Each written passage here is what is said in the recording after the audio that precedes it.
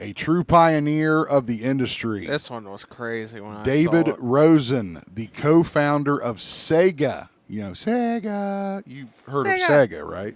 Yeah. That was good.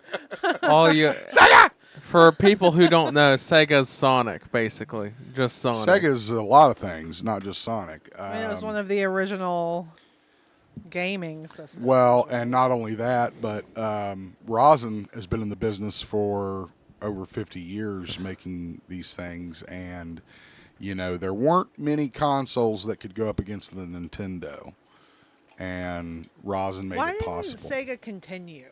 Like there wasn't like Sega version. There's 2, a lot 3, of there's 4. a lot of that question's thrown around a lot. Why didn't Sega succeed? They came out with a console in the late 90s, mid to late 90s, called the Sega CD. Do you remember this?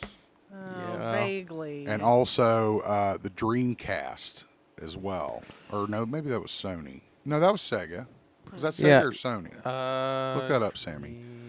And anyway, one of the consoles. Okay, yeah, that's what happened. Is they came out with a couple of consoles that were absolute dog crap, and that kind of. And then Nintendo would go on to do the GameCube and the Wii, and the Switch, and all that stuff. So that's pretty much how that went down, as far as I know.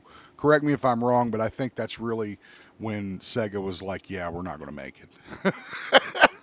Did you play this damn Dreamcast? We're not going to make it. Enjoyed the Sega more than like Super Nintendo. A classic argument of which had the better games, which had the better graphics, which was better stories. But there were few properties that were exclusively Sega versus Nintendo. That's a debate for another time. I'm going to ask, which one would you say is better? The cheating for Sega or the cheating for the Super Nintendo? I don't understand what you mean when you say cheating. Like the Game Genie and that stuff. I mean, the Game Genie and stuff was fun to use. We didn't cheat at video games. Yeah, like I mean, it was like that wasn't a thing. If there was, I mean, again, the Game Genie was a total cash grab for all of us kids that were like, we just can't beat these games. We need help. The genie came out of the bottle and helped us. So, God, that's another discussion for another time. Is the Game Genie. Like, okay, listen, I wasn't like I've never been a big gamer. I stopped at the Nintendo 64. That was the last thing I ever played. Mm-hmm. But like, you didn't beat games. That wasn't like nowadays. You beat a game in 2 days, and that was not how it was. You would play these games for years, and like, I mean, you would never beat it. I mean, I guess you could. Some people did, but like, that's just not it. Well, I hear you. Yeah, it was bigger of a way game. harder to beat games, right? Yeah. Back in the day, and I mean, I was playing. What was I playing today? Star Wars. Help me, Sam. Fallen Order. Fallen Order. And you die in that game, you instantly respawn to the step you took before you died. And then unlimited. So basically there's unlimited lives. Right, right. So it's like, I'm like, dude, imagine, and here's the bitch of it, and I even was talking to Rudy about this a little bit the other day. Imagine working so hard on a game. You've grinded. You've done your research. You've talked to your boys. You've figured out the secrets. You're going through. You've almost got it. You've just about disarmed that 7th goddamn bomb in Ninja Turtles. You're almost there. You can taste victory. You're dead. And when I say you're dead, yeah, go all the way back. Yeah. Everything you've done for nothing. You have wasted that section of your life. Yeah, that 6 hours of your life is gone. And it's like, and you got to remember, there was not 1,000 different games that you could play at that time. There was just a handful of games that anybody could possibly play. Right.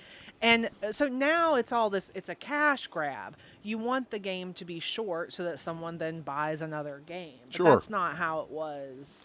Well, and you know, with the revolution of graphics and the way that works too, you know, I can Easier understand. to create games. Well, and games also come in various forms of difficulty. Right. Which, you know, I guess you could kind of say that our games never had that. It was just hard mode. Yeah, there was no easy, hard. I don't remember there being easy, hard modes in games, were there? Not many. Technically, the first one I remember was Street Fighter. That had the easy, medium, hard. Technically, you could say Pac-Man because it starts easy, and the farther you go, it gets harder. But it's like a never-ending game. You know what I mean? Like, there's always another level to play. It's like Candy Crush. You know? Like, I've tried to beat Candy Crush for like a year. Yeah, I remember. When it came out. I was chasing that level 2000, but then they keep adding levels. And I was like, you know what? Screw it. I'm not playing this anymore. His mother... And I'll tell you something, Sean. Imagine arcades. Those were also a bitch because you go into an arcade... Yeah. And you spend like $5, and grandma's ready to leave, right? And you just gotta walk away. You got no choice, you know. So imagine. I love that episode of Seinfeld where George Costanza has the high score on Frogger. Yeah. You know what I'm talking about? And he tries to battery hook up the game so he could buy it and take it home because he didn't want anybody to take the high score. Right. So I'm telling you, that's where we get this sickness that we have for these games is from the old school days. The game store called and they're running out of you. Christian with a classic one-liner. The jerk store called. Oh, man. No, they don't know. They have no idea of the struggle. I know the struggle because I've played older games. Well, that's because I've told you about it. Yeah. And you've seen me do it. I mean, there was one night where it was like just, I don't even know what gaming system it was on. It was just some basic like tank Jackal going around shooting things game. Maybe it wasn't Jackal, but it was like Jackal. And me and my aunt stayed up for 9 hours playing this game. Oh, I mean, yeah. all night, all morning. Oh, We were yeah. like, I mean, and The struggle's real, we weren't people. even a 20th of the way through the game. Struggle you know what is I mean? real. Like, Going all the way back to what we started Anyways. this conversation. Rest in All peace. our best to David Rosen, I'm co-founder sure of he Sega. loved I us think he would have talking liked about this that. discussion. Yes, Yes, exactly. I feel like we would have done him proud. Yeah. Awesome. We went from talking about David, and then we went to cheating, and then we went to old game. Yeah. Well, you know. Good old days. Space Invaders The will Stam. always be my favorite video game. Space Invaders was fun. Galaga is probably going to have. Oh yeah. Galaga was. I played Galaga for hours. Not on the Nintendo, on the Atari. I had Atari. Yeah. Well, no. So My grandpa had an Well, yeah. Atari. It wasn't mine. we didn't have shit. Yeah. We had books. My dad owned a Nintendo, and the only reason he bought it is because they came out with a Days of Thunder game. He was like, "I'm gonna play that Days. I want to play it."